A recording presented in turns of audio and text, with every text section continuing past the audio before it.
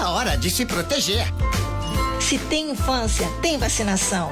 E eu tô aqui para lembrar que estamos na temporada de vacinação contra a poliomielite e o sarampo. De 6 a 31 de agosto, leve as crianças de 1 a menores de 5 anos de idade a uma unidade de saúde para tomarem as vacinas.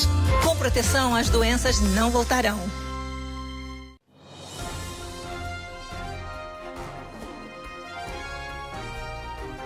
Eleições 2018 na RDC TV.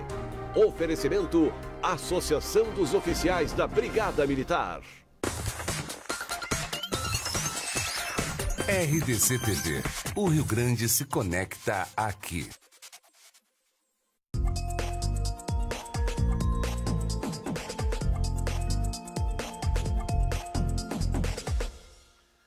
Olá, muito boa noite para você. A RDC TV está no 5º dia da série de entrevistas com candidatos à majoritária nas eleições de 2018. Queremos proporcionar, é claro, um espaço amplo para que os gaúchos e também para que as gaúchas possam conhecer mais sobre os candidatos que se propõem a ser nossos representantes no poder, aqui hoje no programa, no Palácio Piratini. No programa Rio Grande Movimento, das 11 horas da manhã à 1 da tarde, espaço para os candidatos a vice-governador. Aqui no programa Cruzando as Conversas, a entrevista é com os candidatos a governador e também a senador pelo Rio Grande do Sul. A nossa grande cobertura das eleições ainda vai ter 2 grandes debates entre os candidatos a governador, isso no dia 24 de setembro, e os candidatos a vice-governador em 1º de outubro, com exclusividade na televisão. E no dia 7 de outubro, uma cobertura especial com todos os detalhes do dia, é claro, do dia da votação. Nesta noite, eu recebo aqui no estúdio o candidato Jairo Jorge, do PDT, comigo também ajudando na entrevista, o meu colega jornalista Afonso Ritter. E serão 3 blocos. No primeiro, após a apresentação e a questão geral, os temas são saúde e segurança pública. No terceiro, educação e emprego. No segundo bloco, o candidato vai responder 6 questões feitas justamente por vocês, pelos internautas e pelos telespectadores aqui da RDC TV. E logo após o fim dessa entrevista, você vai poder também enviar perguntas para o nosso entrevistado de amanhã, desta quinta-feira. Boa noite, candidato Jairo Jorge, obrigado pela visita. E eu começo dando uma oportunidade de uma aproximação à comunidade. Quem é exatamente o candidato Jairo Jorge? Boa noite. Boa noite, Cláudio. Boa noite, Afonso Ritter. Boa noite, telespectadores, todos os amigos que estão nos acompanhando também pelas redes sociais. Eu sou jornalista, eu tenho 55 anos, eu fui eleito e reeleito prefeito de Canoas. Tive a oportunidade de ser reeleito com 71,27% dos votos, a maior votação da região sul do país, entre as cidades que têm segundo turno, e a 6ª maior votação de todo o país, né? Na região sul a primeira e em todo o país a 6ª maior votação. Eu consegui concluir meu mandato depois de 8 anos com uma aprovação de 77,8%. Essa pesquisa realizada pelo jornal Correio do Povo, Instituto Metros, que avaliou as maiores cidades do Rio Grande do Sul, eu tive a honra, né, de receber essa aprovação dos meus cidadãos. Eu concluí meu mandato com 835 obras, recebemos 57 prêmios durante esse período, prêmios regionais, nacionais e internacionais, e procuramos, né, enfrentar problemas na área da educação, na saúde, na segurança e principalmente ampliando a arrecadação. Durante este período, eu consegui triplicar a arrecadação da minha cidade. Se nós compararmos 2007, né, 2008, um ano antes de eu assumir, com a arrecadação de 2017, a arrecadação ela triplicou nesse período, o que é muito importante para poder realizar as obras nessas áreas estratégicas. Eu tive a honra também de ser secretário executivo do Ministério da Educação, ministro adjunto da Educação, e fui um dos criadores do ProUni. Hoje tem milhares de jovens no Rio Grande do Sul que estão fazendo ou já fizeram a faculdade graças ao ProUni. Eu tive a honra de poder participar da equipe e ser um dos criadores. Também participei aqui da ampliação, né, dos campos da Universidade Federal de Santa Maria, campus de Palmeiras das Missões, Frederico Westphalen. Participei também da implantação da Unipampa, né, que é uma estrutura multicamp. Eu tive a honra de coordenar a implantação e essa experiência no Ministério foi muito rica, porque o Ministério da Educação tem um orçamento 1,5 vezes maior do que o orçamento, né, do governo estadual. Então, foi uma experiência importante. Eu, como jornalista, trabalhei como executivo de empresa, tive também a minha empresa em São Paulo, fui empreendedor, isso me deu também uma vivência do outro lado do balcão, né? Poder viver também os desafios dos empreendedores.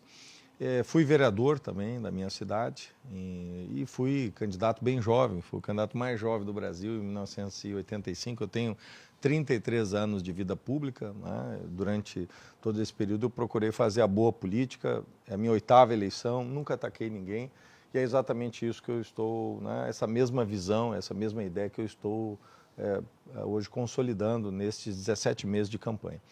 Veja, Cláudio, eu visitei todos os 497 municípios do Rio Grande do Sul. Não tem nenhuma cidade no estado que eu não tenha visitado. Cada uma delas eu plantei uma árvore, né? Deixei uma semente de esperança. E fiz isso, que eu entendo que quem quer ser governador tem que conhecer o Rio Grande na palma da mão, né? Conhecer os problemas e também as potencialidades.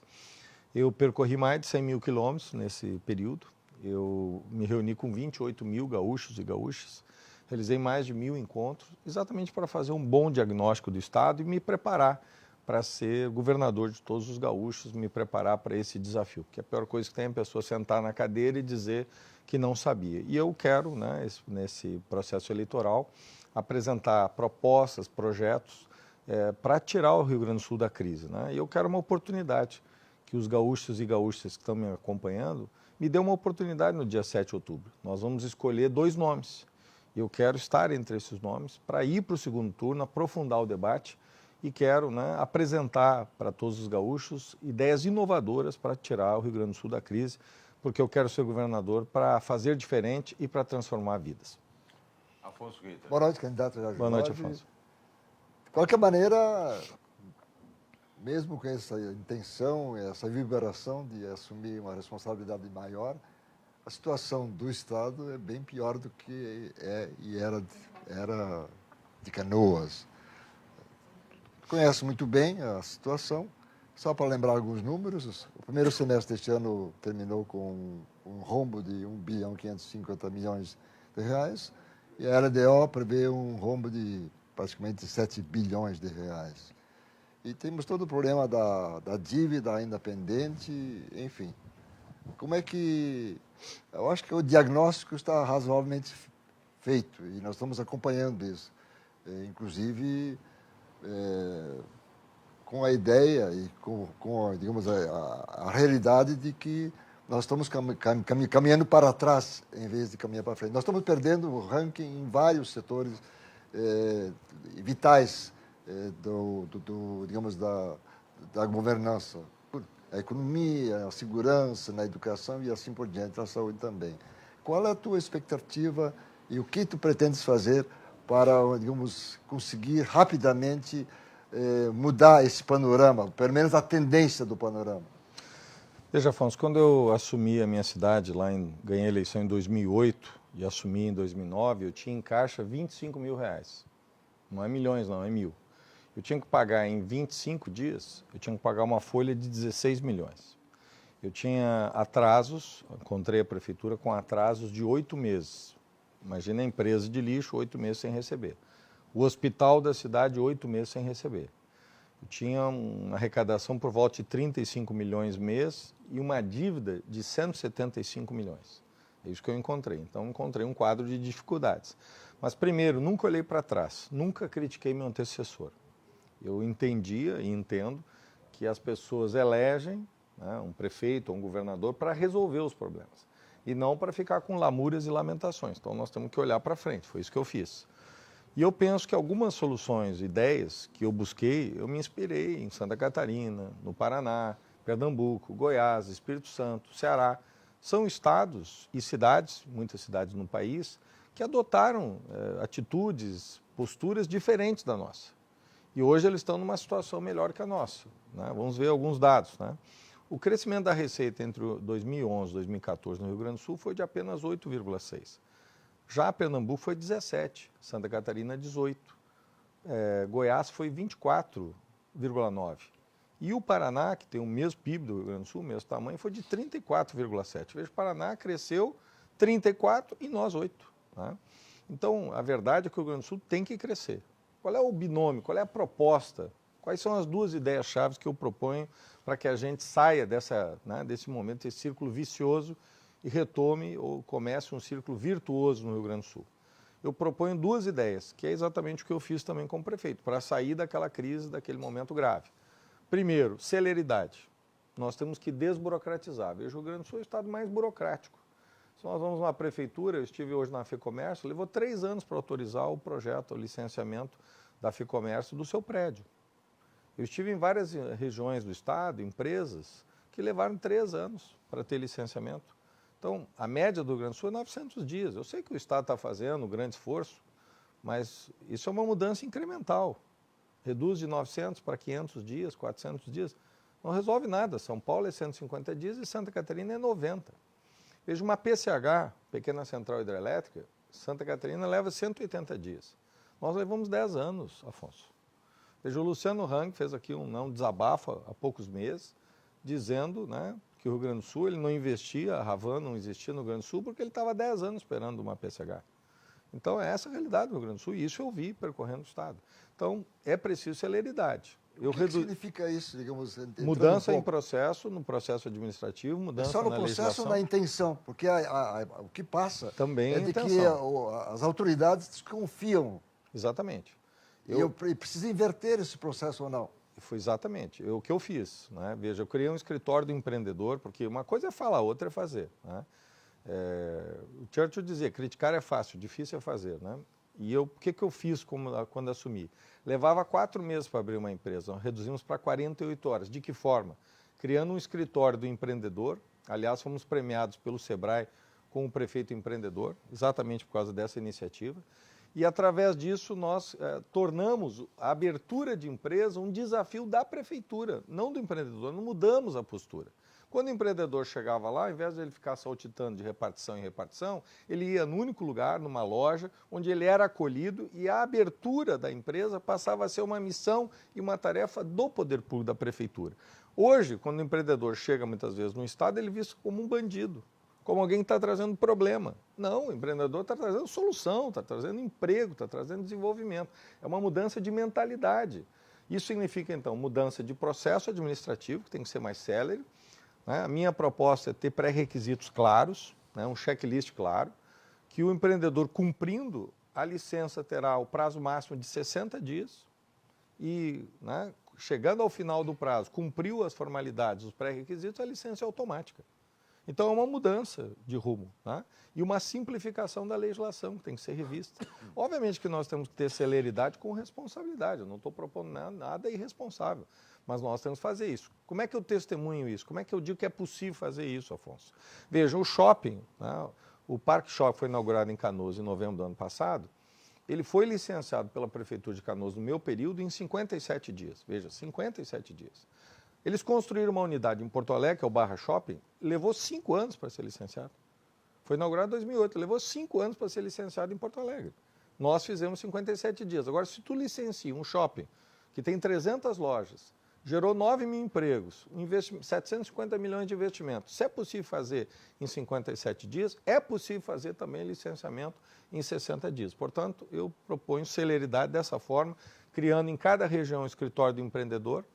Né? A minha ideia é retomar os COREDs, Conselhos Regionais de Desenvolvimento, criado lá pelo Colares em 91, regionalizar o Estado. Em cada região tem um escritório do empreendedor para também compartilhar responsabilidades, né? Os prefeitos, as prefeituras podem assumir, né, e grande parte das responsabilidades, metade dos licenciamentos podem ficar sobre a responsabilidade das prefeituras, 40% pode ficar, ou 30%, 40% com o escritório regional e o restante de 20% a 10% com a FEPAM. Isso vai dar muita celeridade, muita rapidez.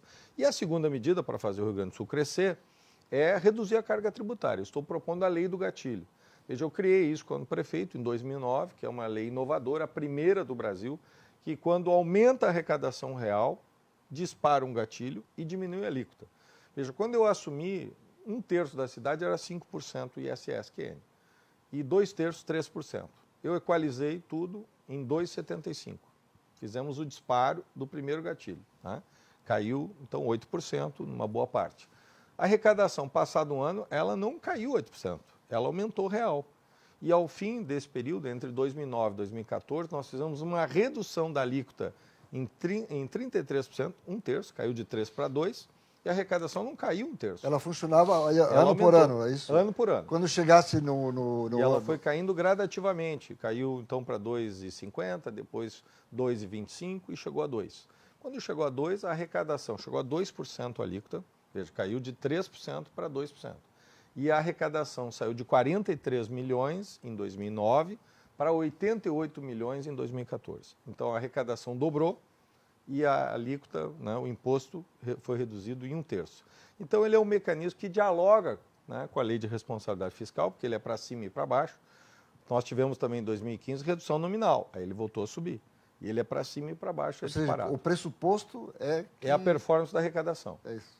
E eu acredito... Se ela acontece, digamos, com o imposto, dá para baixar mais 50. Vai baixando. Eu entendo que o teto são hoje os 18% que nós temos e os 30% na alíquota de combustível. Esse é o teto, não jamais passará disso. Agora o piso, né, não tem limite. Nós podemos cair de forma indefinida na medida que aumentamos a arrecadação. Por que isso funciona?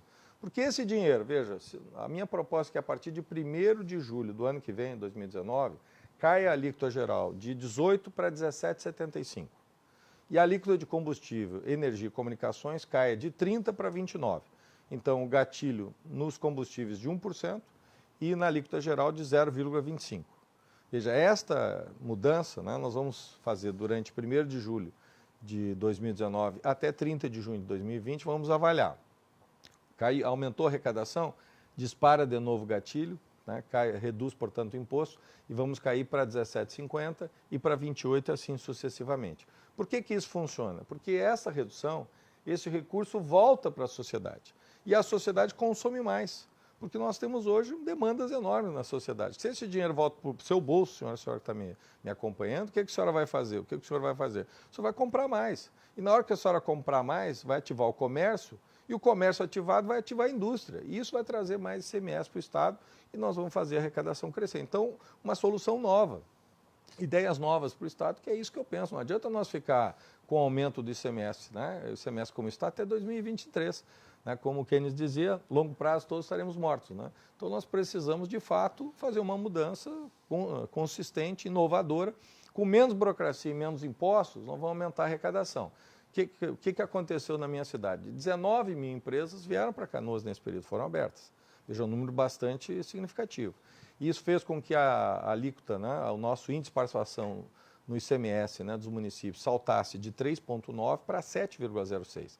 Hoje, o ICMS de Canoas ele é maior do que Caxias, Pelotas e Santa Maria juntos, né? Porque essas 3 cidades juntas têm 6,7% do ICMS do Estado e Canoas tem 7,06%.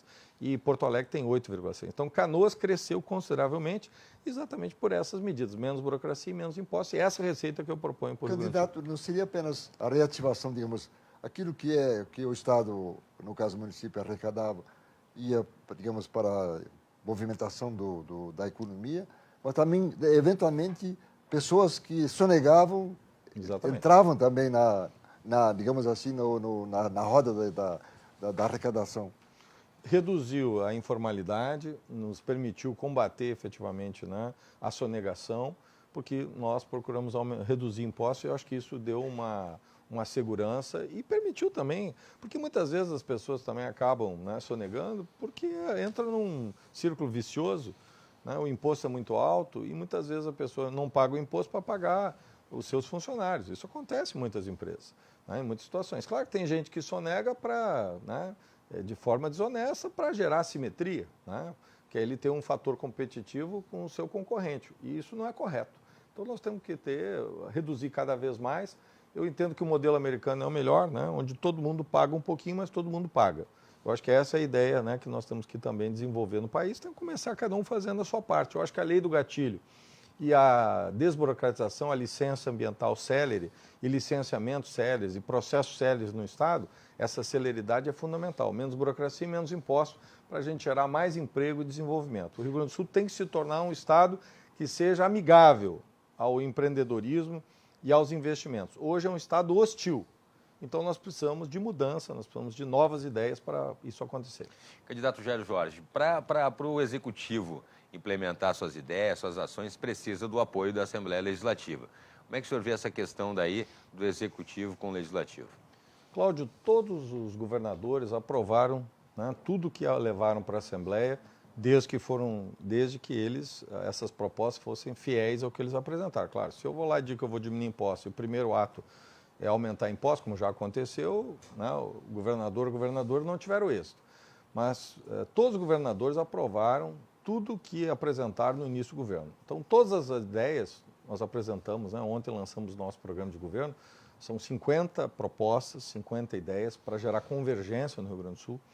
E o que nós pensamos, e o que nós estamos propondo é que todas essas ideias têm que ser implementadas nos primeiros 100 dias.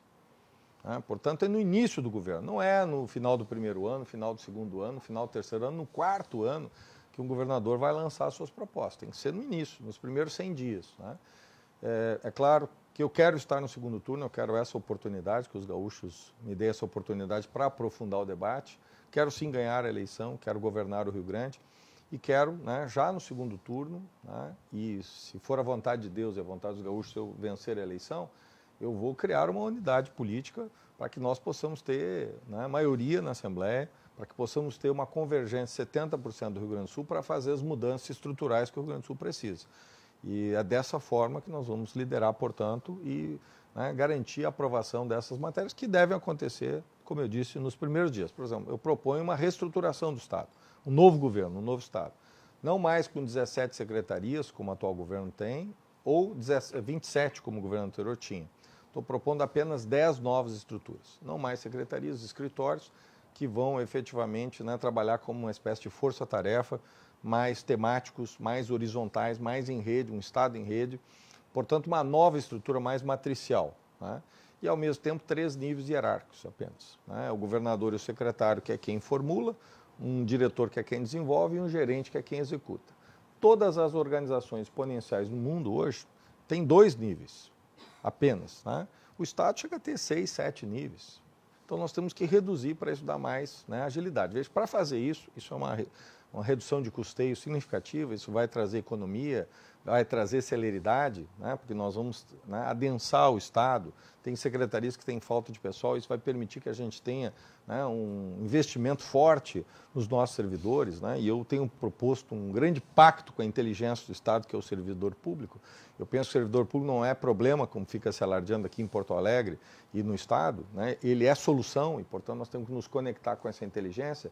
Se nós tivermos essa massa crítica, essa inteligência e essa nova estrutura mais rápida, mais ágil, nós vamos poder ter a resolutividade, a produtividade que a gente precisa para responder os problemas. Agora, uma ideia como essa tem que ser aprovada no início do governo. É no primeiro dia, chega lá, tem que mandar aprovar. A tecnologia ajuda a fazer isso. Né? Muito. Né? Quando eu assumi a prefeitura de Canoas, a minha gestão, eu tinha lá 80 computadores apenas na cidade, mais de 5.500 computadores. Veja, no meu período de 8 anos, ficamos com em torno de 4.600 funcionários ao final. E eu contratei mais de 700 professores nesse período. A nossa gestão ampliou bastante a educação. Só lembrar que o piso hoje dos professores na minha rede, nós fizemos um novo plano de carreira, uma nova carreira, é de R$ 4.214,34. É o segundo melhor piso do Rio Grande do Sul. E fizemos, portanto, concurso, quase 800 professores, e terminei com 4.600. Por quê? Porque nós fizemos investimento maciço em tecnologia. Um novo data center, tecnologia, virtualizamos todos os processos, era tudo no papel, colocamos tudo do ponto de vista da tecnologia, trabalhamos fortemente com gestão, com metas, com indicadores, com mérito. Todos os meus funcionários, né, todos eles passaram a ter carreira e todos com mérito, né, inclusive os professores e os demais servidores. Aliás, acho que é muito importante. É um palavrão no setor público hoje. É que há um palavrão com relação à meritocracia, que é muitas vezes um sistema que deveria ser pelo mérito, mas se trouxe um juízo de valor com relação a isso, competição. Claro que a meritocracia deveria ser um sistema pelo mérito, mas se gerou esse juízo com essa palavra e por isso tem uma certa repulsa de alguns setores. Mas o mérito, nada substitui mérito, né? Não é compadrismo, não é favorecimento, eu defendo o mérito, sim.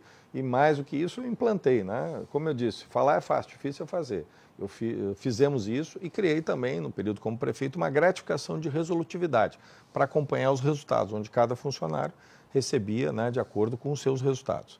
Então, acho que esta metodologia tem que ser adotada no Estado e isso tudo precisa ser aprovado, discutido, né? E essa pauta tem que ser vencida nos primeiros dias do governo, senão isso não acontece. Ainda sobre isso... Nós vamos um breakzinho, pode guardar a pergunta para depois que a gente tem que fazer o break. Mas era agora. sobre isso aqui, viu? Tá bom, a gente não vai perder o fio. Daqui a pouquinho a gente já volta em 2 minutos aqui com os Cruzando as Conversas. Não sai daí.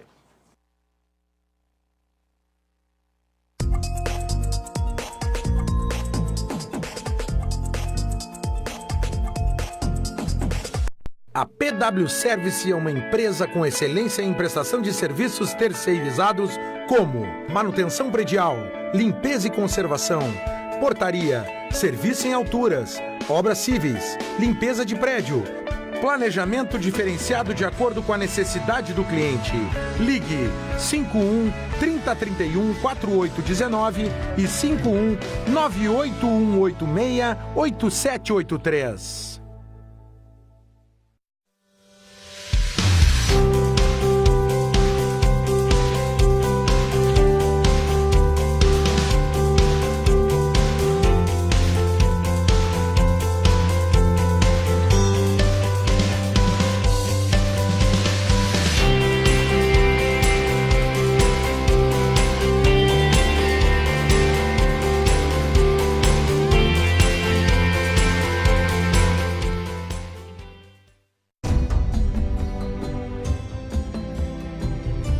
O GBUX trabalha pelos números que realmente importam na sua vida, os que lembram bons momentos. Os planos Vida Longa GBUX garantem proteção na medida certa para a sua família. Associados GBUX também contam com uma ampla rede de convênios, são descontos em diversos estabelecimentos. Afinal, ver você e sua família feliz é um valor que faz toda a diferença. Olá amigos, eu sou o Fabiano Brasil e no próximo domingo, 10h30 da noite, tem Inteligência Emocional aqui na RDC TV. Nesta semana, eu converso com a coach de mulheres empreendedoras, Sami Flack. E eu acho que é isso um dos motivos que fortalece o grande surgimento de confrarias, de movimentos de mulheres que se unem em prol de alguma causa que naquele momento para a mulher é pertinente. Eu espero você, domingo, 10h30 da noite, aqui na RDC TV, tem Inteligência Emocional.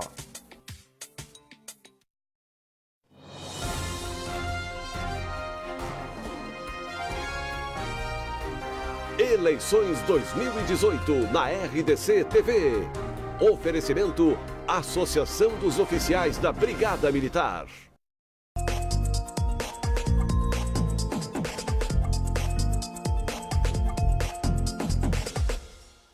Estamos de volta, então, com o programa Cruzando as Conversas especial aqui da RDC TV nas eleições de 2018. Hoje entrevistando o candidato Jairo Jorge, do PDT. No bloco anterior, nesse segundo bloco, nós teremos 6 perguntas realizadas pelos telespectadores e pelos internautas aqui que assistem a RDC TV. Mas no bloco anterior, Afonso Ritter estava fazendo uma pergunta ali quando eu tive que interromper para chamar o brinco. Por favor. Era só para clarear um pouco mais.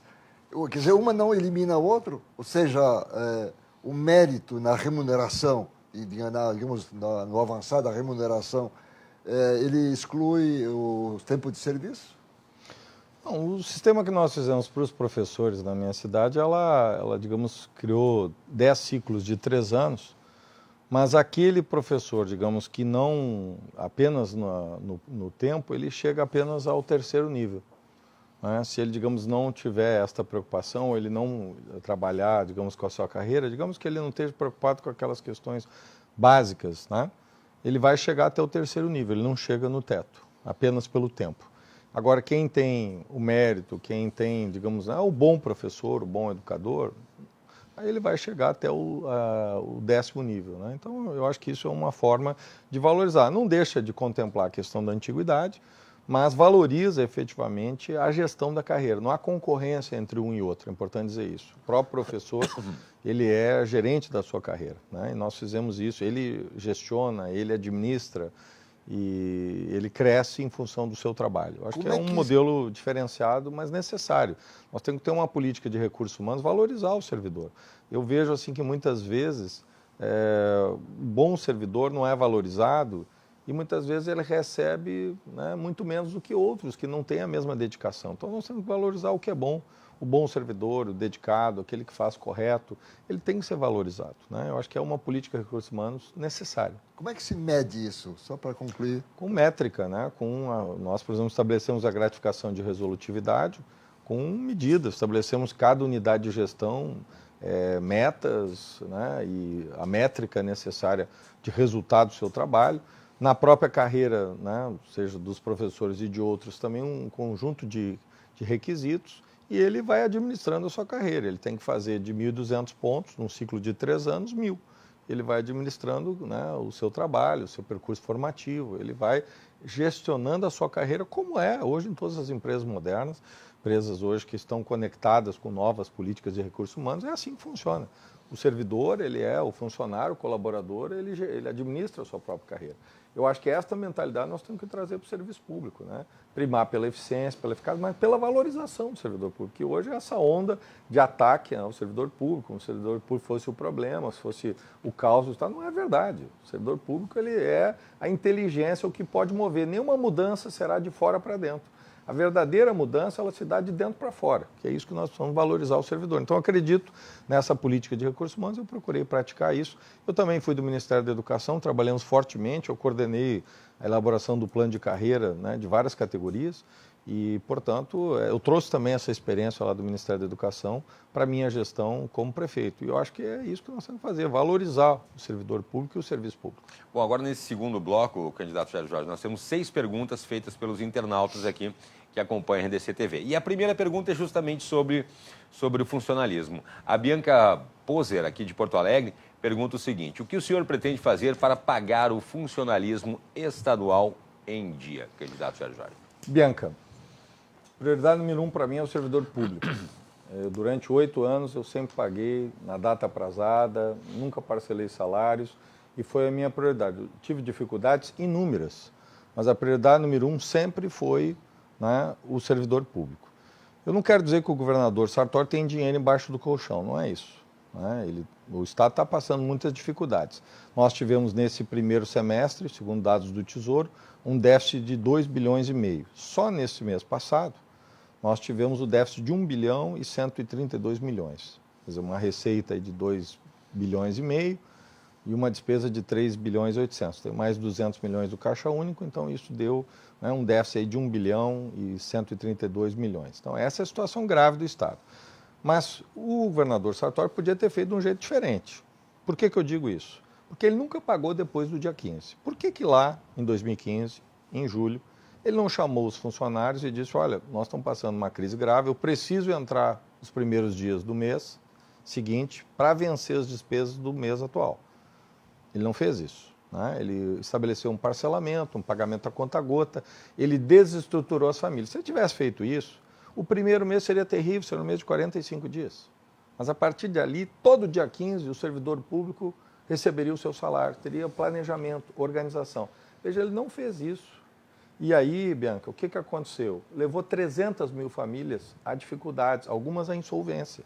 Estão hoje devendo no banco, são desestruturadas, né? Afetou o comércio do Rio Grande do Sul, afetou a indústria. O maior empregador do Rio Grande do Sul é o Estado. Veja, o que eu fiz como prefeito? Porque eu só estou propondo aquilo que eu sei que eu posso fazer, porque eu já fiz e deu certo. Lá em janeiro de 2015, quando a crise começou, eu chamei minha equipe e disse: vamos precisar tomar medidas. Chamei em fevereiro os funcionários: olha, vamos precisar mudar a data. O pagamento era o último dia útil do mês vigente. Passamos até o 5º dia útil do mês subsequente. Aliás, todos os funcionários do setor privado recebem até essa data.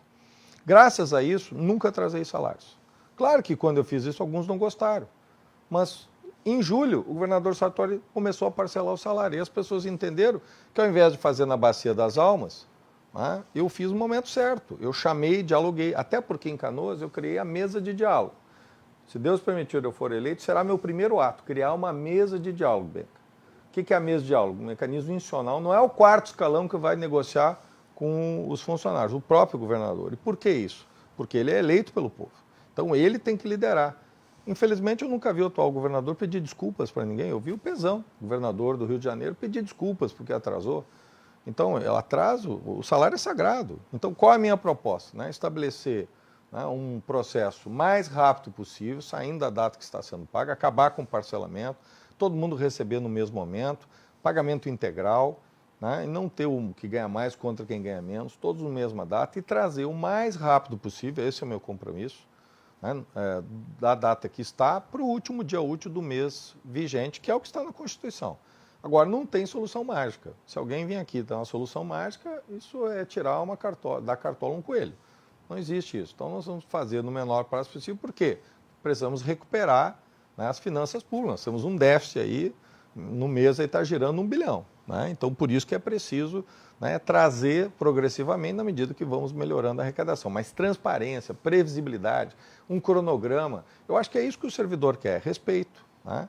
Porque, obviamente, o salário é sagrado e tem que ser a prioridade número 1 do governante. Tá? E é isso que os servidores públicos podem esperar de mim, é essa posição que eu quero colocar a todos os senhores e senhoras. A gente tem a segunda pergunta aqui da Cristina Henrich, também aqui de Porto Alegre.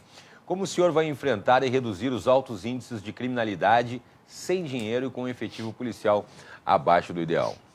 Veja, Cristina, hoje, de fato, os índices são alarmantes. Né? Entre 2014 e 2017, os homicídios cresceram 11%. O ano passado foram 3.022 homicídios no Rio Grande do Sul. Se a gente pegar o roubo de cargas, né, aumentou 162% entre 2014 e 2017. Se nós pegarmos os estupros, Cristina, que é algo tão absurdo, foram mais de 4.000 estupros que ocorreram o ano passado, houve um crescimento de 36%. Por quê? Porque se desmantelou as estruturas de proteção, de garantia dos direitos e de proteção das mulheres vítimas de violência. Patrulha Maria da Penha e outras estruturas. Então, essa é a razão do crescimento absurdo dos estupros. Como nós vamos fazer? Como é que nós vamos enfrentar isso? Um conjunto de medidas. Primeiro, quem tem que liderar esse processo é o governador, porque ele, eleito, tem que liderar. De que forma? Minha proposta é um conselho de Estado, né, onde o governador vai chamar a Brigada Militar, a SUSEP, o IGP e a Polícia Civil, que vão sentar com o governador. Hoje eles estão embaixo, né, do secretário da Secretaria de Segurança. Eles vão estar no conselho diretamente com o governador. Neste conselho vai ter o assento do secretário, ou a pessoa que for responsável pela segurança. Vamos chamar também Ministério Público e Poder Judiciário, porque é preciso sinergia. E vamos chamar os prefeitos, né, das 20 maiores cidades do Rio Grande do Sul. Veja, um conselho de Estado. Esse conselho vai ter a missão de concatenar, elaborar rapidamente um plano de segurança, que eu já faço aqui e apresento algumas ideias. Primeiro, nós temos que usar inteligência e tecnologia. Isso vai ajudar neste momento que a gente precisa ampliar o efetivo, nós temos essa dificuldade, mas com câmeras, com cerca eletrônica, com tecnologia, nós podemos, né, enfrentar o crime, com inteligência. Segunda medida, né, nós precisamos maior integração policial. Isso vale para as forças de segurança, mas vale também para forças importantes como as guardas municipais. Hoje não há essa integração. Durante o meu período como prefeito, eu trabalhei fortemente na integração. Foram 120 reuniões do Gabinete de Gestão Integrada. Para quê? Exatamente permitir esta integração. E trabalhar também com a chamada polícia de proximidade, policiamento comunitário. O antigo Pedro Paulo, né? A polícia de proximidade, o policiamento comunitário, que é muito importante para enfrentar o crime. Também é necessário, né, um trabalho social. Nós temos aí muitas iniciativas, nós temos que disputar cada jovem com crime. Né? E é preciso também, aí de forma progressiva, não vamos escapar disso, de, melhorando a receita, aumentar também o efetivo. Veja que em 31 de outubro do ano passado, nós, Cristina, chegamos ao menor efetivo da história da Brigada Militar desde 1975. Desde 1975, nós tínhamos 15.300 brigadianos. O ano passado, final de outubro, chegamos a 15.810. Veja, se nós tomarmos ao período do governador Colares, em 91, nós tínhamos 29.960 brigadianos. Veja, quase 30 mil. Então, nós chegamos ao ano passado a menos de 16 mil. Aumentou a população 25% de 91 até agora e reduziu pela metade os brigadianos. Então, esse cobertor curto fez com que nós tivéssemos aí 180 assaltos ao banco ano passado. Então, temos que ampliar o efetivo da Brigada, da Polícia Civil, da SUSEP e do IGP. Então, isso tem que ser feito de forma progressiva. Não adianta chamar 4.000 brigadianos, não vai chamar de uma hora. Tem que ser de forma progressiva, todo semestre, ampliando, exatamente porque isso tem que caminhar também com a melhoria da arrecadação. Temos que armar também a nossa polícia, né, e principalmente investir em tecnologia. Foi aprovado, eu acho que é uma boa iniciativa, a lei de incentivo à segurança, mas eu estou propondo também uma ideia nova para gerar novos recursos para a segurança. porque eu penso que também é necessário um novo sistema prisional, né? Novos presídios com trabalho, estudo, né? Como é o caso aqui da Penitenciária de Canoas, que hoje é modelo, ganhou inclusive um prêmio nacional, né? Exatamente pela inovação, pela forma como ele foi implantado. Hoje é o presídio que tem a maior taxa de ressocialização, a menor taxa de reincidência, né, aqui no estado. E acredito que é preciso fazer isso. De que forma vamos fazer presídios, comprar equipamento, fazer câmeras? Né? Eu proponho a implantação da RS Investimentos. Tem hoje uma empresa no estado que cuida, né, da parte de debêntures. A minha proposta é passar todos os ativos, temos 8 mil terrenos, prédios, áreas públicas que estão hoje abandonadas, passar isso para essa empresa que vai gerenciar, vai fazer parcerias, né, permutas, locação, venda desses ativos ou parcerias com o setor privado para a construção de conjuntos residenciais, comerciais, shoppings. Esta parceria como terrenista, ela gera dividendos. Todos esses dividendos, seja da venda ou seja da administração, farão parte de um fundo para segurança, para comprar equipamentos, para melhorar a tecnologia, para investir na Brigada Militar, na Polícia Civil, no IGP e na SUSEP. Por exemplo, o governo está permutando aí áreas para construir presídio, mas isso levou muitos anos, então nós temos que ter celeridade, né? Então eu proponho esse novo modelo, Cristina, eu acredito que com essas iniciativas nós podemos reduzir, sim, a meta, né, que nós temos que colocar é reduzir pela metade os homicídios. Candidato, o senhor fez uma experiência interessante num bairro de Canoas, Guajuviras, exatamente isso, porque dá para fazer um mapa, imagino que sim, né, da criminalidade. E deu certo ou não deu certo? Deu certo. Inclusive com sensores de tiro. Sim, usamos o áudio monitoramento ShotSpotter, que é um sistema que existe em 120 cidades americanas. Fomos a primeira cidade fora dos Estados Unidos a adotar, um êxito total.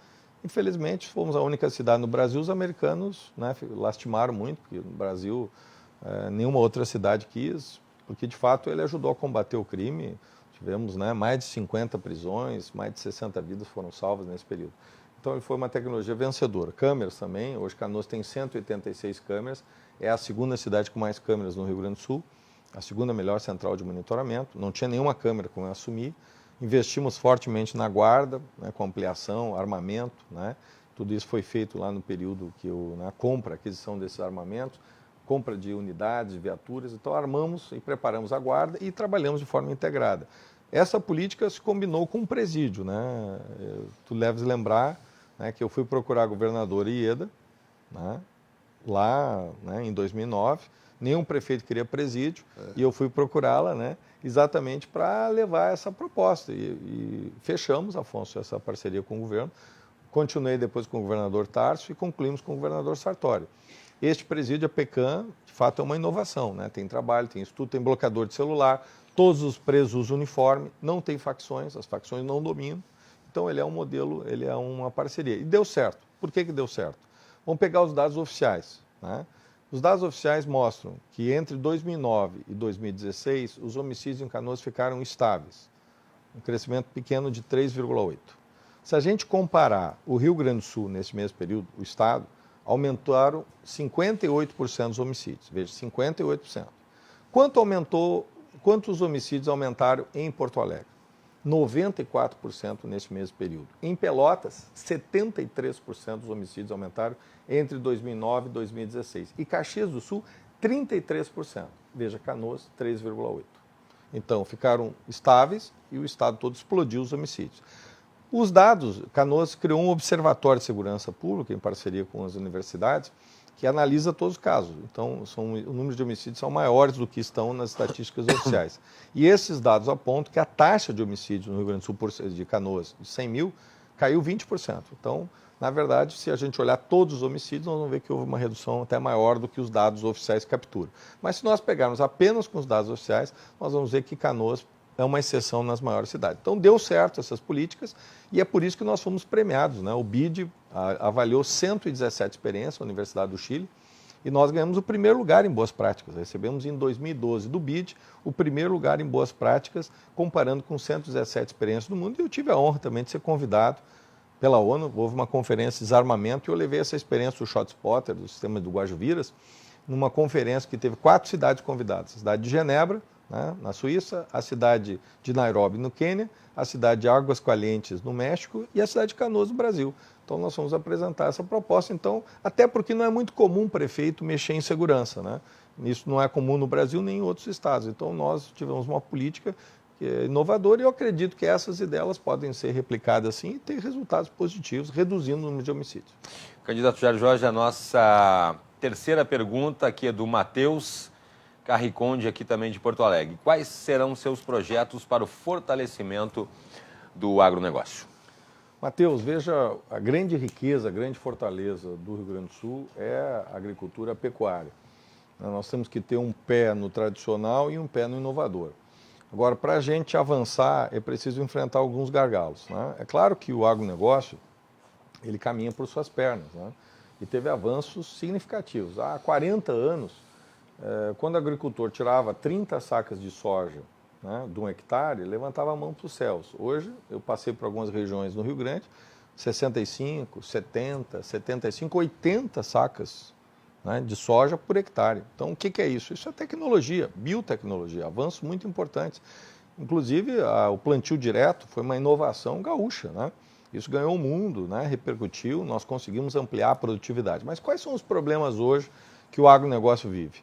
Nós temos hoje um gargalo seríssimo de infraestrutura, né? Estradas, portos, aeroportos. Veja que o custo logístico hoje do agricultor no Rio Grande do Sul é 20%. Ele gasta 20% do que ele produz em logística. Os Estados Unidos gasta 8% o agricultor. Veja quanto nós temos que ser produtivos na nossa soja para recuperar esses 12% de logística que o agricultor lá americano que produz soja, né, ele gasta lá 8% e nós 20%. Então é preciso investimento. Agora, nós podemos reduzir esse gargalo, né? Isso é o papel do Estado, esse é o papel do governo. Veja o caso, no Brasil é 19%. Então o custo Rio Grande é maior que o custo, né, Brasil. Se a gente pegar uma saca de soja saindo lá de Santa Rosa, chegando no Porto de Rio Grande, a gente vai ver que o custo dela é maior do que ela sair lá do Porto de Rio Grande e ir para o Porto de Xangai, no outro lado do mundo. Eles dizem o seguinte, dentro da fazenda também se cresce muito. Da fazenda para fora que é o problema. Exatamente. E tem razão, porque eles estão investindo. Então, o que eu penso? Enfrentar os gargalos, sim, de logística. Para isso, proponho PPP, parcerias público-privadas, concessões, mas também estou propondo uma ideia nova, que é a lei de incentivo à infraestrutura. Veja, o empresário, o agricultor, ele tem ICMS, ele vai poder usar esse ICMS e fazer uma obra de infraestrutura. Digamos que precisa pavimentar uma estrada ou construir uma ponte. Ele vai pegar este recurso do imposto, do ICMS, e vai fazer a obra. Ele mesmo vai fazer a obra, o setor privado, não o Estado. Quais são as condições para isso? Primeiro, que seja 20% mais barato do que o Estado, se o Estado fizesse essa obra. E segunda exigência, que seja num período mais rápido que o Estado, né, se fosse o Estado a realizar essa obra. Com certeza o setor privado vai fazer isso com muito mais rapidez e com menor custo. E dessa forma nós vamos poder investir de forma consistente em gargalos que o setor produtivo tem. Porque o setor produtivo vai apresentar suas demandas em cada região. E nós vamos aprovar esse projeto e vamos fazer supervisão, obviamente, né? Mas veja, se ele usa uma estrada e ele vai asfaltar essa estrada, vai pegar o dinheiro do imposto, né, que ele pagaria e vai fazer essa obra, que vai ser supervisionado pelo Estado, é óbvio que ele vai fazer uma estrada boa, porque ele vai usar essa estrada todos os dias. Ele não vai fazer uma estrada que não tenha, né, qualidade técnica, mas o Estado vai supervisionar, vai acompanhar. Mas isso vai dar um dinamismo. Junto com as PPPs e com as concessões, nós vamos poder fazer a diferença. Veja que isso é possível porque agora se aprovou uma lei de incentivo à segurança, né? Nós temos lei de incentivo à cultura, temos ao esporte, então é plenamente possível. Veja, eu dou um outro exemplo, dragagem do porto, né? Nós temos um problema sério de dragagem, o Estado não consegue fazer a dragagem do Porto de Rio Grande. Isso está atrapalhando a chegada de navios, né? A vinda dos navios, depende da maré, uma série de circunstâncias. Bom, nós podemos fazer a dragagem de uma forma rápida com essa lei de incentivo à infraestrutura. Então isso tem tudo a ver com a agricultura e com a pecuária, porque este gargalo atrapalha. É claro que, né, nós temos que ter também investimento, eu penso que é necessário investimento em biotecnologia, nós temos que ser hoje um berçário de startups em biotecnologia, né? Nós temos tudo para isso, a gente depende de commodity, melhoria, né, genética do nosso rebanho, investimento, né, em sementes. Temos que atrair também empresas, né, de software, empresas que têm relação com o campo, cada vez mais vamos automatizar os processos, cada vez mais, né, máquinas sem operador, máquinas inteligentes, tudo isso vai exigir, né, investimentos. Então nós temos que tornar o Rio Grande também um celeiro de inovação de startups na área de biotecnologia. E claro que é preciso também um olhar também muito importante para a agricultura familiar. São duas faces da mesma moeda, né? A questão é toda a agricultura familiar e o agronegócio tem que ter renda, né? Tem que ter produtividade. Na agricultura familiar, obviamente, tem outras demandas, que é a questão da extensão rural, assistência técnica pública, né? Também o crédito, que é muito importante, investimento em tecnologia, maquinário, né? Isso também faz parte de uma agenda que nós temos que olhar também para a agricultura familiar, porque 70% do que chega na nossa mesa, os alimentos, depende da agricultura familiar. E o Rio Grande do Sul é muito forte. Acredito que nós podemos ter uma marca de alimentos saudáveis, alimentos orgânicos e alimentos premium. Hoje nós temos um grande potencial no mercado mundial, nós temos que nos colocar, nos posicionarmos, né? E trabalhar fortemente no marketing de território. Né? Vender o Rio Grande do Sul, né? Vender a nossa marca, vender a nossa excelência. Hoje nós estamos totalmente retraídos, o Estado vê os problemas hoje de camarote, né? Veja o que aconteceu no leite, só para fechar aqui, Matheus, né? A tua preocupação, que também tem a ver, né? Com toda a agricultura e a pecuária. Nós perdemos no ano passado 20 mil produtores de leite.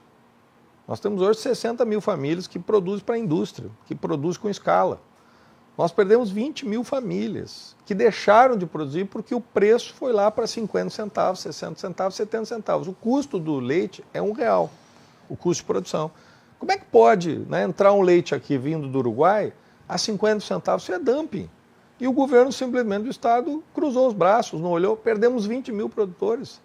Então não vamos recuperar mais. Eu pergunto, daqui a 10 anos, quando não tiver mais produtores de leite, o Uruguai vai vender esse leite a 50 centavos? Não, vai vender a R$3, porque este é o mercado agressivo, isso é dumping. Então nós temos que ter capacidade de proteger. Então a agricultura ela precisa no teu governo que não atrapalhe, né? Mas um governo que também seja o embaixador das causas, né, da agricultura e da pecuária, que é essencial. A nossa quarta pergunta aqui é a seguinte, da Dayana. Ela pergunta o seguinte: diversos municípios do estado ainda encontram dificuldades no abastecimento de água e apresentam problemas no tratamento de esgotos. Como o senhor pretende melhorar o saneamento básico do Rio Grande do Sul? É lastimável que o Rio Grande do Sul tenha péssimos indicadores, né, nessa área. Então nós temos que fazer o tema de casa, ter consciência de que essa questão ela tem uma repercussão, né, séria no meio ambiente. Nós estamos hoje degradando, né, os nossos rios, da onde nós retiramos a nossa água, porque não tratamos os esgotos. É preciso uma mudança também de mentalidade, é preciso novas tecnologias, novas práticas, não ficar só naquele modelo mais tradicional, né, de separação, que é um modelo bastante convencional e caro, criarmos novas metodologias e é preciso.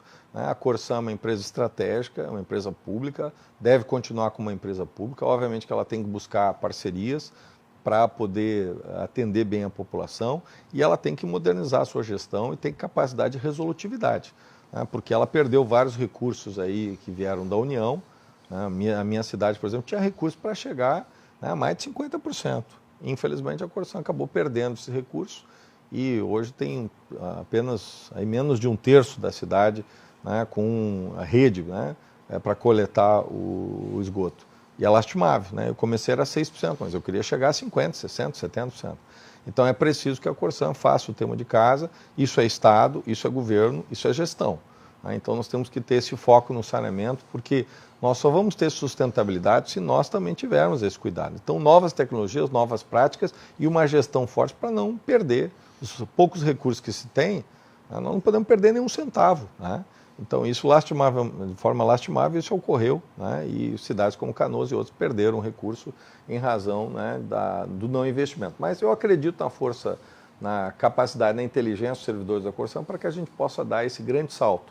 Nós temos que ter essa capacidade de nos conectar com a inteligência que existe dentro e, obviamente, buscar parcerias que possam valorizar e criar e resolver esse grande gargalo do nosso estado. Chegamos ao final, então, do segundo bloco. Vamos fazer um rápido intervalo e, na sequência, voltamos, então, com o candidato Jairo Jorge. E aí, sim, nesse terceiro bloco, respondendo questões como educação, emprego e também poder de investimento, recuperação do poder de investimento do Estado. É um instante só, não sai daí, nós já voltamos.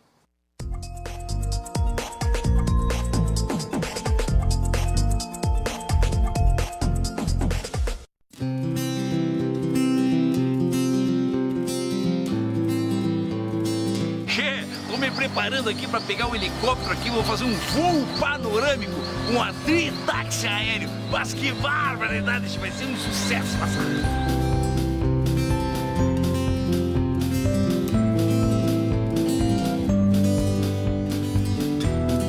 Mas olha só a cascata do Caracol aqui em Canela.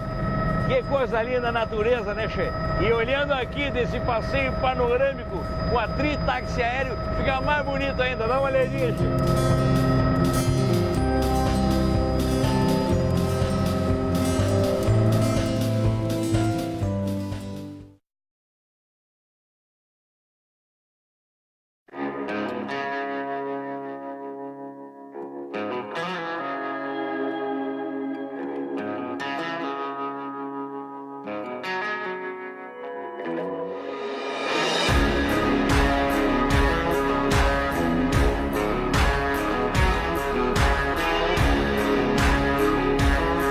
Tapetes que marcam. Império Persa Home Design. Fala galera, neste domingo tem um programa especial para você. O lançamento da semana PES 2019 e um resumo do que esperar do campeonato de LoL em Porto Alegre. O objetivo final do jogo vence quem destruiu o nexus inimigo, assim. Seria a base do inimigo, vamos dizer assim. Se tu destruir a base do inimigo, 1-0, acabou a partida e assim vai. Não perde! Que game é esse? É domingo, 12h30. Até lá!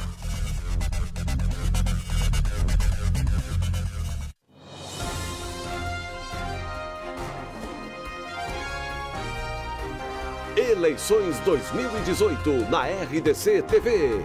Oferecimento Associação dos Oficiais da Brigada Militar.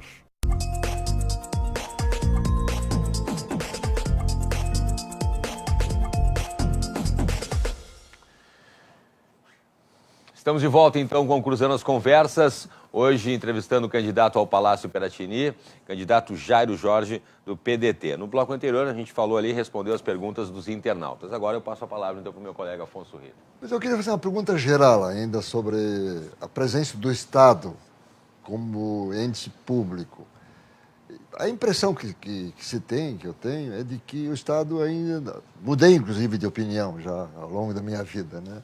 Que o Estado se ocupa demais em fazer as coisas, quando o Estado devia cuidar muito mais em que aquela função seja cumprida. Por exemplo, vou tomar a saúde, né? Ele tem que cuidar para que as pessoas sejam atendidas, haja médicos, etc, etc. Não precisa necessariamente o Estado ter o seu hospital, quer dizer, eu estou fazendo uma figura apenas, né? Para dar um exemplo. E parece que é mais ou menos essa linha que tu tens feito lá como prefeito de Canoas. Né? O Deng Xiaoping já dizia, né, que não importa a cor do gato, importa que ele casse o rato. Né? Não importa se o gato é branco, preto ou cinza. Né? Às vezes a gente fica discutindo no Rio Grande do Sul a cor do gato. Gostei dessa figura. Gostei também. Não importa que ele casse o rato. A frase é do Deng Xiaoping, que foi o grande responsável pela grande mudança na China. E é esse sentido prático que nós temos que ter, né? Sim, sim. E é necessário, de fato, que a gente, né, não se preocupe tanto com a cor do gato, mas se ele caça o rato. É resolutividade, né? É isso que nós precisamos ter. E eu defendo, sim, parceria público-privada, porque eu entendo, né, que, por exemplo, como é que eu fiz na minha cidade? Eu chamei para administrar o pronto-socorro, o hospital universitário, que estava fechado, o hospital da Ubra, né, que estava fechado, nós conseguimos reabrir. Eu chamei instituições que têm expertise, né, o Mãe de Deus, outras instituições, que administraram os hospitais, né, e com excelência. Agora, a gestão estratégica era a prefeitura que fazia, porque a questão do serviço, a avaliação, né, o sentido, a política pública de saúde, quem sabe é a prefeitura, é o poder público. Então, nós não abrimos mão das nossas responsabilidades. Fiz isso na saúde e deu esse resultado excelente. Veja o nosso pronto-socorro, né, em Canoas, ele tinha 1/3, né, dos funcionários do Hospital de Pronto-Socorro de Porto Alegre, né, e ele tinha o dobro da produtividade no período que eu estava como prefeito. Eu fiz essa medição até porque eu fui questionado, né, porque eu, ao invés de contratar concurso público, eu estava fazendo uma parceria público-privada e, obviamente, quem é inovador muitas vezes, né, é criticado, atacado. Eu recebi, inclusive, um processo por causa disso, porque eu estava fazendo uma parceria público-privada, que é uma heresia, né, na saúde, né, e também na educação, eu fiz também.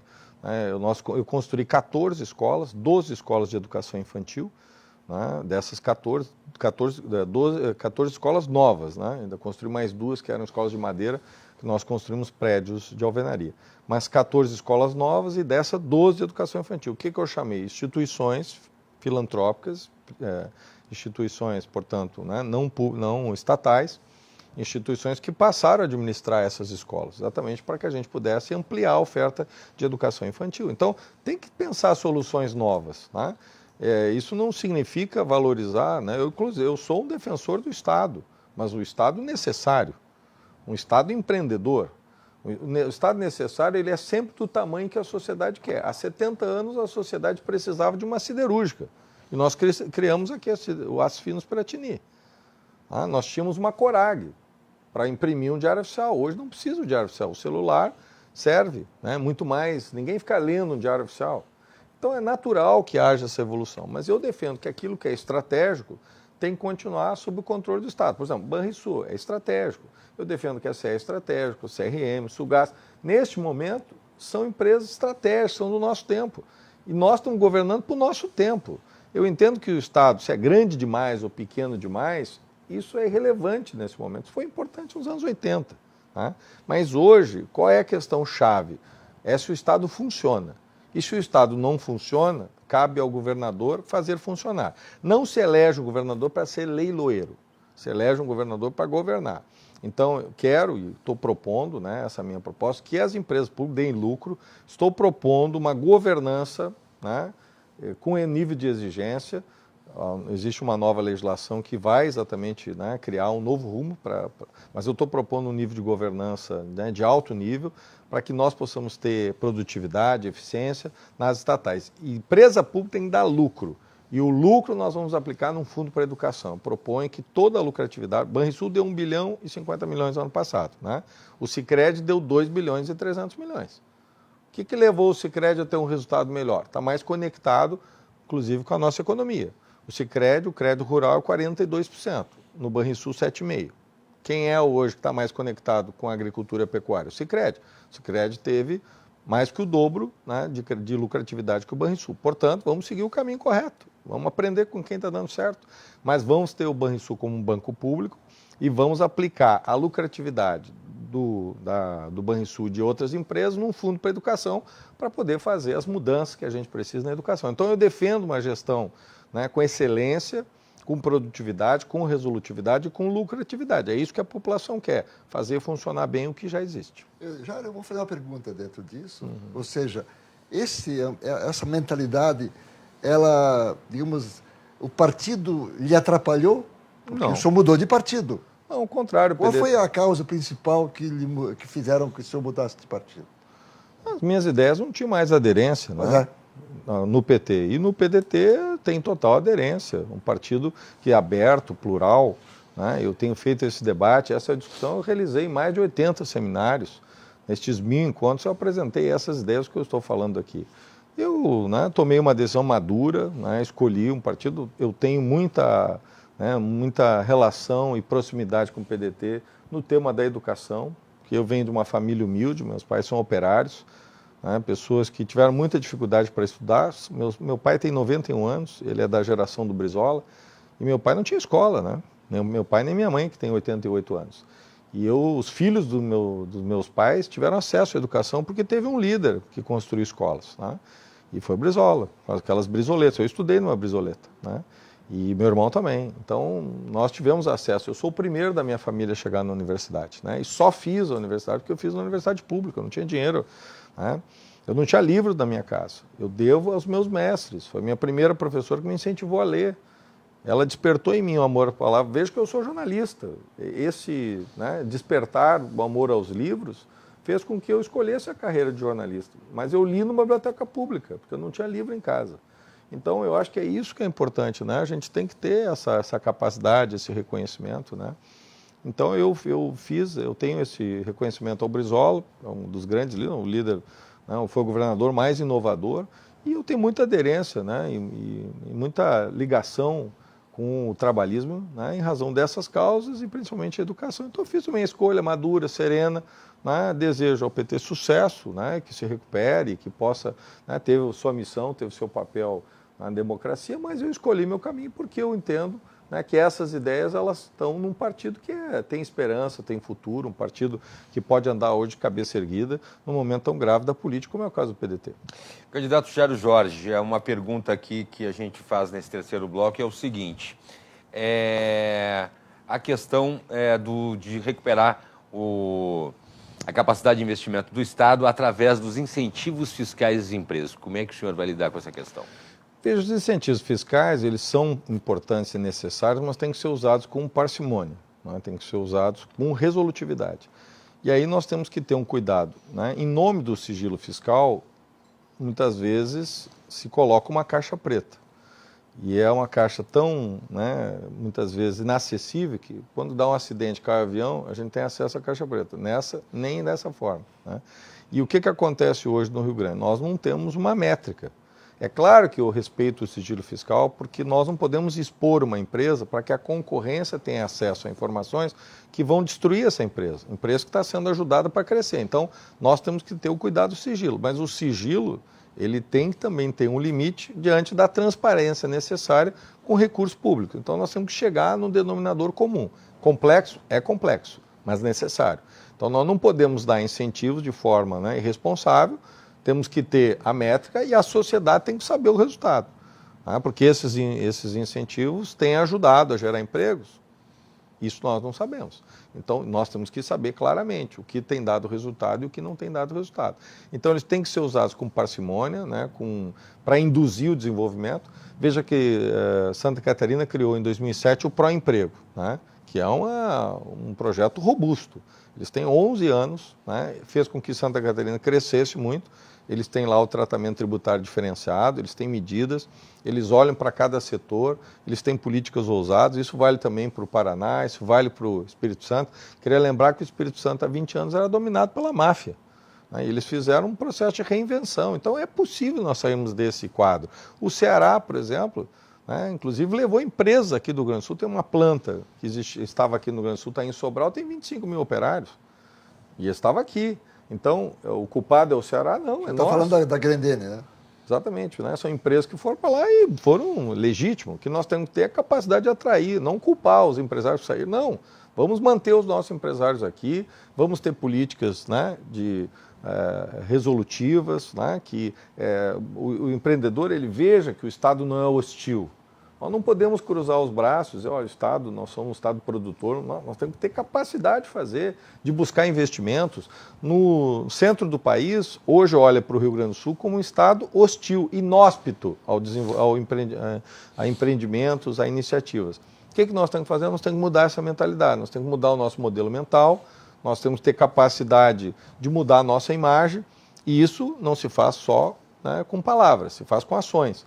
Com a mudança, menos burocracia, menos impostos, que é o que eu estou propondo, esse binômio, né, com políticas inovadoras, nós temos que trazer o Estado, inovação, tudo isso junto para que a gente possa crescer. E eu acredito que é possível, porque quando eu olho para Goiás, que é um estado, né, que tem crescido muito e trabalhou muito a inovação, eu vejo Pernambuco, os avanços importantes que Pernambuco teve, a gente vê que é possível fazer sim, né? Uma palavra sobre guerra fiscal nesse contexto. Exatamente, exatamente. Mas nós vamos ter que fazer, eu acho que o papel do próximo governador, se, né, for a vontade dos gaúchos, se eu tiver essa missão, eu vou liderar com os outros governadores o debate da reforma tributária. Nós temos que ter um pacto federativo de verdade, né? Agora, enquanto isso, nós temos que ter capacidade de buscar. O CONFAS estabeleceu que quando nos estados próximos, que é o caso aqui da região sul, dá para adotar posturas semelhantes. Por exemplo, a minha proposta é criar um Proempregos, como tem em Santa Catarina, para a gente ter um tratamento tributário diferenciado. O Ceará fez isso já há muitos anos, né, e deu muito certo, e Santa Catarina fez e deu certo. Então nós temos que usar mecanismos de indução. O que significa esse Proemprego? O Proemprego, ele é um tratamento tributário diferenciado, ele olha para os setores. Por exemplo, o têxtil, eles reduziram a alíquota para 3%. Por quê? Porque isso permite uma competitividade em razão dos chineses. Então eles modulam a alíquota para um setor, para que esse setor possa ter um resultado e competir no mercado. Então, eles criaram um tratamento tributário diferenciado para cada setor. O Ceará fez isso, quando o Ciro Gomes foi governador, eles criaram esse modelo. Então já vem lá de antes, né? Em que eles criaram também uma política de indução para cada setor, né? Políticas diferenciadas para cada setor. Nós temos que fazer isso aqui. Então, eu penso, claro, não vamos entrar nessa loucura da guerra fiscal, mas nós temos que ter capacidade de atrair investimentos. Agora, vamos liderar uma nova reforma, não uma reforma tributária, se fala, mas eu acho que esse é o papel do Rio Grande do Sul, né? Esta guerra fiscal, este processo, hoje em torno de 25% da arrecadação fica com os estados. Eu queria lembrar que lá na década de 60, antes da reforma tributária de 66, nós chegamos a 32%. Né? Essa era a parte do Estado. Se nós tivéssemos um incremento de 5% no Estado, né, o bolo que fica hoje com a União, nós teríamos uma mudança, né, significativa. O Estado recuperaria as suas finanças. Então é preciso uma nova pactuação. É isso que nós esperamos de um governador, que lidere. Um governador que tenha maturidade, tenha liderança, tenha capacidade de coesionar o Estado. Né? E é isso que nós esperamos nesse momento e acredito que quem sair das urnas vai ter essa tarefa. Se for a minha responsabilidade, os gaúchos podem ter certeza que eu vou liderar o nosso Estado. Ninguém faz nada sozinho, tem que ter coesão, liderança, tem que ter humildade para isso, mas é preciso liderar o nosso Estado junto com outros estados para fazer a reforma tributária e o novo Pacto Federativo. Eu, na época, estava como prefeito, tive a honra de ser vice-presidente da Frente Nacional de Prefeitos e a minha missão era exatamente esse debate do Pacto Federativo, onde eu mergulhei um pouco mais nesse tema e acredito que é necessário, vamos ter um presidente ou uma presidente, né, eleito ou eleita, vamos buscar com o governador eleito essa repactuação. Justamente falando sobre isso, a gente comentou aqui nesse terceiro bloco aqui a questão da dívida com a União, né? A gente brincou aqui, o Afonso Ritter ainda comentou anteontem da questão de que todo gaúcho já nasce devendo, né, pela dívida do Estado. E é uma negociação que agora o governo Sartori fez com o governo federal na questão de ter uma contrapartida justamente da venda de algumas fundações estatais e tal. Como é que o senhor vai ver isso aí? Veja, nós temos, Cláudio, que renegociar a dívida, mas essa proposta é importante que o senhor e a senhora que está me acompanhando tenha clareza do que esta proposta contém. Porque muitas vezes, quando a gente tem aquele contrato, tem lá as letras miúdas e a gente não lê aquela e depois se arrepende. Veja o que está escrito lá. Primeiro, teremos um triunvirato com 2 técnicos de Brasília, um do TCU e um do Tesouro, que vão não fazer aquele trabalho posterior, mas um trabalho anterior de aprovação. Ou seja, com esse modelo, o governador vira um fantoche, ou uma rainha da Inglaterra, como preferir. Penso que isso não é benéfico. Ninguém está elegendo um governador para ser uma marionete. Nós temos que ter um governo que tenha capacidade de resposta. Eu não concordo com essa cláusula. Isso engessa e inviabiliza. Qual é uma outra diferença que eu tenho com esse plano? Veja, e é importante que o senhor e a senhora que quer hoje, eu vejo muitos candidatos, né, que estão concorrendo dizer o seguinte: prioridade é educação, saúde e segurança. E aí são favoráveis a esse plano. Eles dizem, o Estado tem que sair de outras áreas, tem que ter educação, saúde e segurança. Aí eles apoiam o plano de recuperação fiscal. Só que é importante saber que este plano veda a contratação de professores, de profissionais para a saúde e de brigadianos ou policiais civis. Por quê? Só vai poder repor quem se aposentar. Vamos pegar o seguinte, na Brigada Militar. Se nós temos o menor efetivo desde 1975, como é que nós vamos ficar 6 anos sem contratar brigadiano? Então, este plano impede. Então, claro que nós temos que renegociar. Agora, este plano é resultado de um governo subalterno negociando com um governo fraco. Então, é claro que isso é correlação de uma força. Então, o que se espera?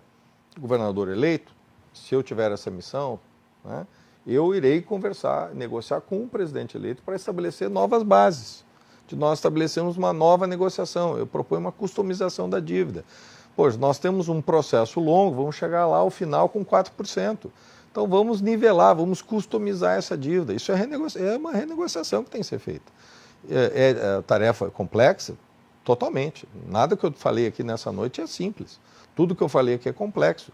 Nada que eu falei aqui é fácil, tudo é difícil. Mas tudo que eu falei aqui é possível de ser feito se nós tivermos liderança, se nós tivermos coesão política, porque o Rio Grande do Sul é essa briga, Chimanga e Maragato, nós temos que unir o Rio Grande do Sul. Esse é o papel do governador. Quem vencer as eleições não pode ficar com nós e eles, né, atirando pedra em todo mundo. Eu estou fazendo uma campanha, eu comecei em fevereiro do ano passado. Né? Eu não atirei pedras em ninguém. Né? Veja, eu fui em todas as cidades do Rio Grande do Sul, 497 cidades, né, mergulhar nenhum candidato fez isso, eu acho que essa é a missão, mas eu não tirei pedras de ninguém nesse período. Não adianta tirar pedra no Sartori, na Ieda, no Tarso, no Igoto ou nos demais candidatos, vai resolver, não. Nós temos que ter foco na solução. Né?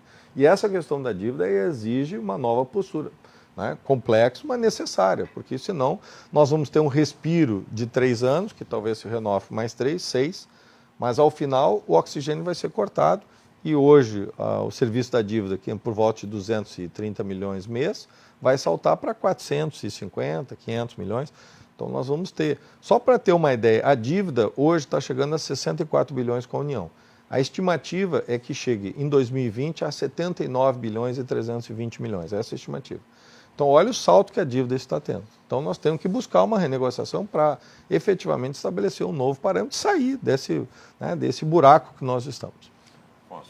Eu queria voltar à questão da saúde, né? Eu acho que aí há problemas sérios, né? E o principal que, digamos, aparece ao público são as filas, as pessoas passarem noites para conseguir a fichinha do dia seguinte. Né? É a questão da organização do SUS, né? Dos recursos recebidos pela União também. Eu como prefeito, acabei com as filas, né? Nós criamos um sistema inovador, teleagendamento, que é um sistema que as pessoas fazem como no plano de saúde particular, ligam e marcam, né? Inclusive, é um call center que nem precisava ficar ouvindo música, né? Porque as pessoas realmente não gostam disso. É um sistema de callback que identifica a ligação e retorna. Então, fizemos isso, podia ligar de celular, telefone, qualquer telefone podia ligar e isso funcionou. Marcamos 2 milhões de consultas entre março de 2012 e dezembro de 2016. Foi a primeira cidade do Brasil a fazer isso, hoje tem umas 40 cidades no Brasil que já adotam esse sistema. Então, é uma política inovadora, nós temos que usar tecnologia. Né? No começo foi complicado, natural, porque as pessoas não estão acostumadas. As pessoas não estão acostumadas e havia muito uso político, né, das consultas. Né? Tinha 900 consultas, passamos a ter 2.200. Onde é que estavam essas 1.300 pessoas? Né? Elas estavam fora do sistema. Quando a gente oferta mais, as pessoas vêm para o sistema. E, obviamente, que nós tivemos que ampliar a oferta, isso, gestão, tecnologia. Né? Toda a experiência nova, as pessoas têm receio, mas depois... E nada é perfeito, né? Tem que sempre ser aperfeiçoado. Criamos também 5 UPAs, veja, Canoas é a cidade que mais UPAs tem. Né? E é importante lembrar que nós temos a primeira UPA idoso do Brasil, foi feita em Canoas, que só atende quem tem mais de 60 anos, então novas ideias. E nós conseguimos, veja, quando eu assumi, nós tínhamos apenas 11% da cidade com cobertura de equipes de saúde da família.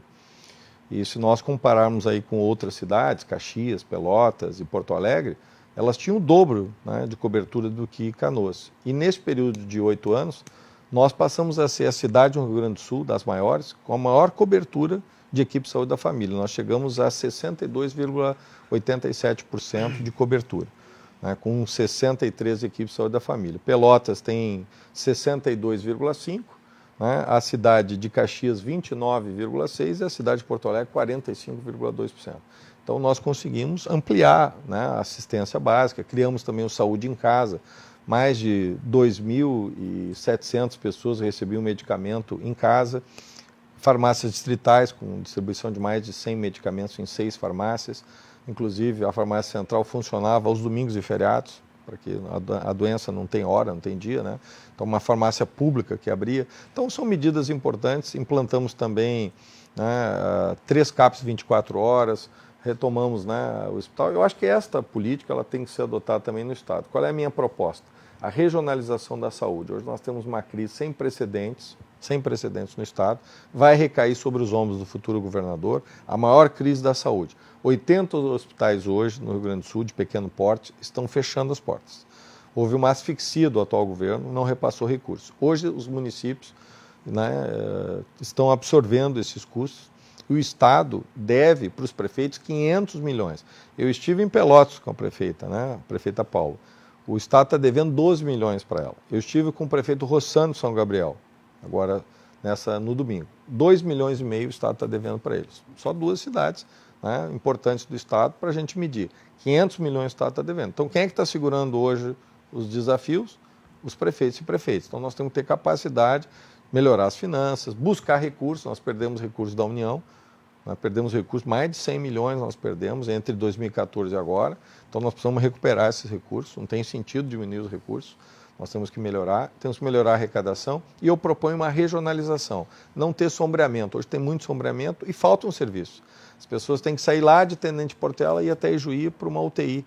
Às vezes falta, né, UTI neonatal, né? Às vezes tem que ir 300 quilômetros para percorrer uma UTI, né, buscar uma UTI neonatal. Nós precisamos ter serviços mais próximos. Isso é, digamos assim, a regionalização. Hoje a ambulância acaba sendo a solução. E, por fim, eu proponho também policlínicas regionais, não construindo. Eu acho que nós temos muita estrutura hoje ociosa, vamos usar essas estruturas para ter serviços, atendimento, consultas especializadas, exames. Hoje nós temos uma fila de espera, são 714 mil gaúchos que estão aguardando.